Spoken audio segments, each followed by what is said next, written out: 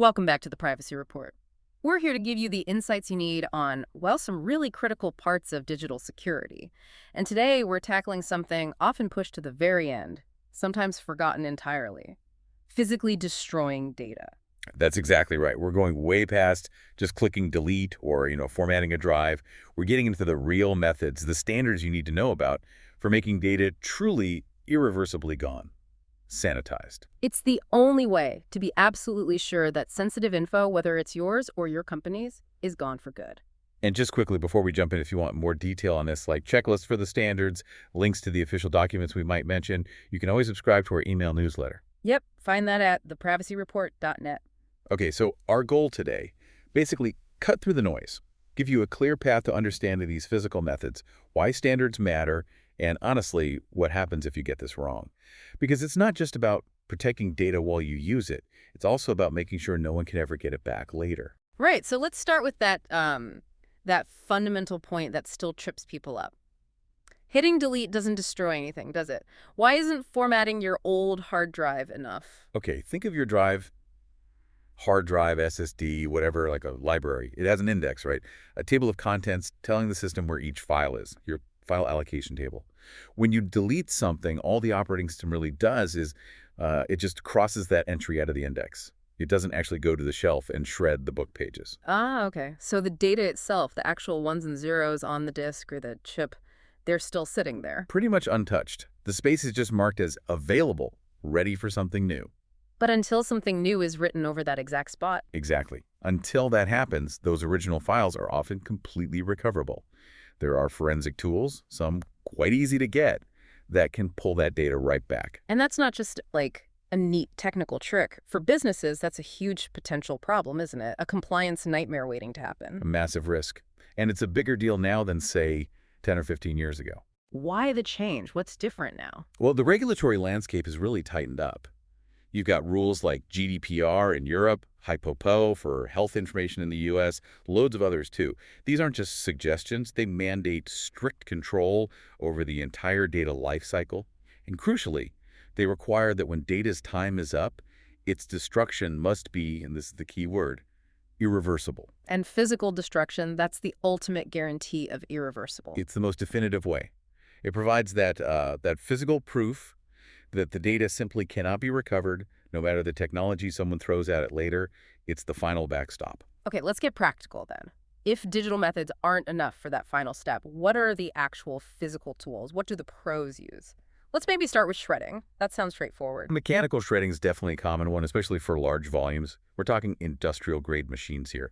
They basically chew up hard drives, old backup tapes, CDs, DVDs into little pieces. Seems pretty effective. Quick, you can handle lots of drives, and you can literally see it's been destroyed. Yes, visually it's convincing, but there's a catch, especially with modern storage. Ah, you mean it's not just about spinning disks anymore? Exactly. Shredding works great on traditional hard drives with those platters. But solid-state drives, SSDs, are different. They store data on tiny, really dense NAND flash chips. And those chips can survive shredding. They can, yeah. If the shredder doesn't cut small enough, or if a chip just happens to miss the blades directly, it might come through intact or only partially damaged. The data could still potentially be recovered from that chip fragment. So the shred size matters a lot for SSDs. Hugely. For high-density media like SSDs, many standards now say you need to shred down to particles smaller than, say, 2 millimeters. That's tiny. That ensures the chips themselves are obliterated. Okay, so that's a big technical point. But shredding also creates, well, a lot of junk, doesn't it? E-waste. That's the other major consideration. You end up with this mix of shredded plastic, metal, circuit board fragments. It's hazardous electronic waste. It has to be handled properly, recycled by specialized facilities that follow environmental regulations. Yeah. It adds cost and complexity as a trade-off. Yeah. Security versus environmental impact. Right. Okay, so shredding has its place, but with caveats. What about degaussing? That always sounds a bit sci-fi, using magnets. Degaussing is actually pretty cool science.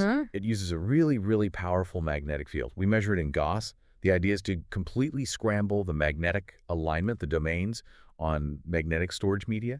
If you randomize those magnetic fields, the pattern of ones and zeros that represents the data is just gone, fundamentally wiped. Sounds incredibly effective. But you mentioned magnetic media. That feels like a key phrase. It is the key phrase.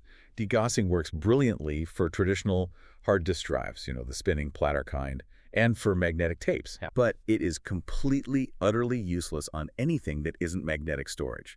That means optical disks like CDs or DVDs, USB flash drives, memory cards, and crucially, SSDs. Wait, so you could run an SSD through a super powerful degausser and the data would be fine? Totally fine.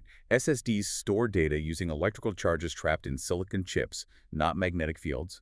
The magnet has no effect on that stored charge. It just passes right through. Wow, that seems like a massive gap if a company hasn't updated their procedures, if they're still using degaussers thinking they're wiping everything. They could be sitting on a huge pile of unsecured decommissioned SSDs, a huge compliance risk, absolutely. And even for the magnetic drives it does work on, you need the right strength. Modern hard drives have very strong magnetic shielding and high-density platters.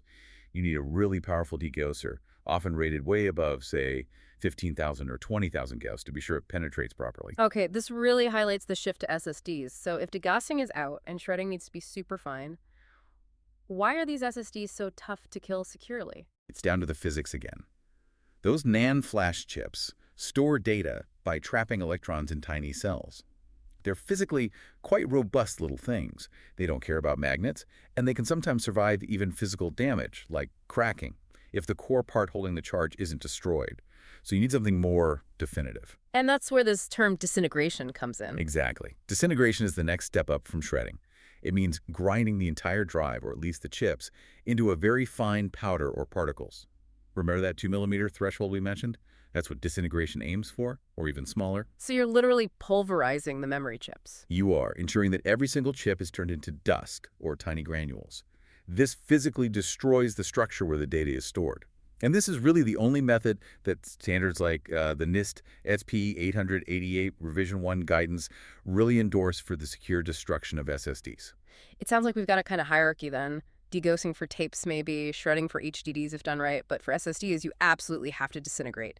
That's a good way to put it. The method has to match the media type. You can't just use a one-size-fits-all approach anymore. And then what about the really sensitive stuff? Classified data, military secrets, that kind of thing? Is even disintegration enough? For the highest levels of security, you go even further. Think NSA or similar requirements.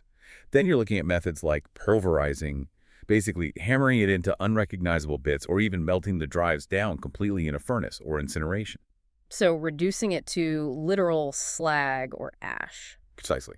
The goal there is total utter destruction, leaving absolutely nothing potentially recoverable. Metal fragments, maybe some ash. That's it. That guarantees security, no question. But I imagine the cost and the logistics for melting drives, that must be significant. Oh, absolutely. You need very specialized facilities, often with strict environmental controls, because burning or melting electronics releases some nasty stuff. It's definitely the most expensive and complex option, reserved for when the data risk is extreme. Okay, so we have these methods, shredding, degaussing, disintegration, melting. But doing it isn't enough, right? You mentioned compliance earlier. How do organizations prove they actually did this correctly? You can't just say, yep, we shredded it. That's where the accountability piece comes in. It's critical. You need proof. This is why industry standards are so important. NIST SP 800-88 is probably the most referenced one in the U.S. ISO has standards too, like 2070-40. These guidelines outline different levels of data sanitization.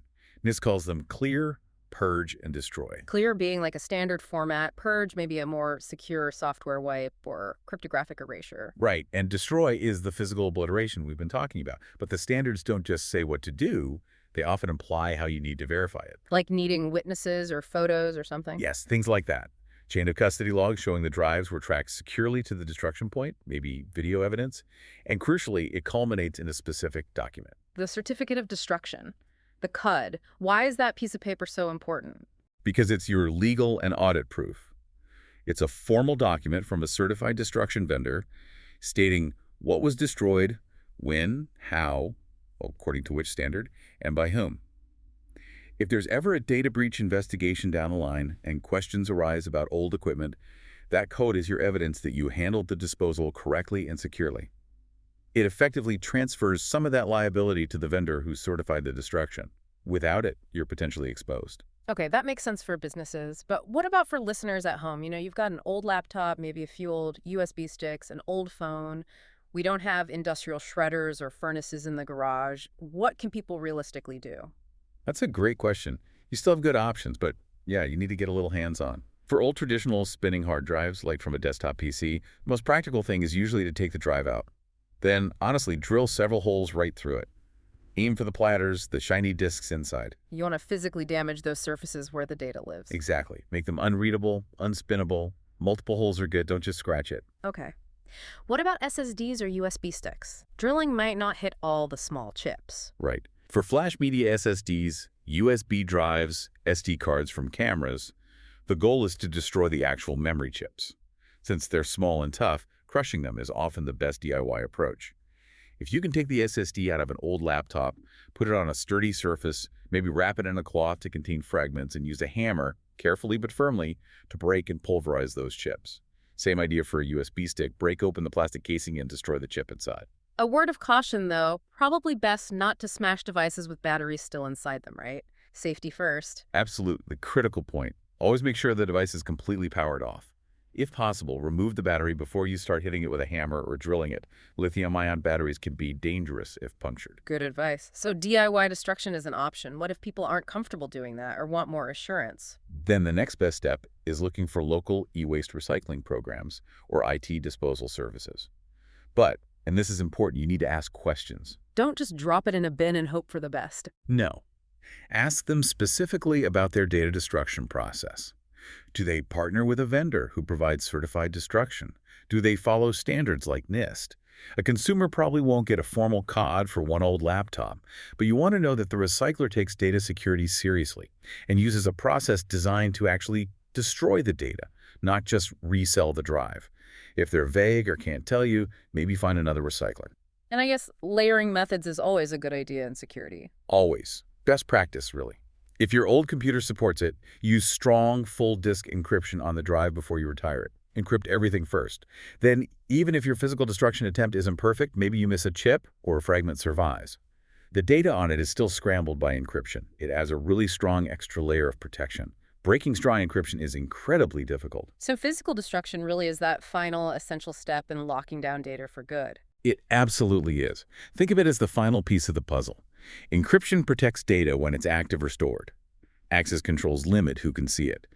But only proper physical destruction guarantees it can't be resurrected later by anyone, a new owner, a determined thief, forensic analysts. It closes the life cycle securely. Okay, so here's something to think about. We live in an age where data standards make a very clear line between just erasing data and truly destroying it. How much of your own digital past might still be out there recoverable just because you assume delete actually meant gone? Choosing the right destruction method is key, and it depends on what you're throwing away. But doing nothing, that's never the safe option. Well said. Thanks everyone for tuning in today. Yeah, thanks for listening. Remember to like and subscribe to The Privacy Report for more discussions like this, and check out theprivacyreport.net for our newsletter. We'll catch you on the next one. Just a note, this episode was made with the assistance of AI.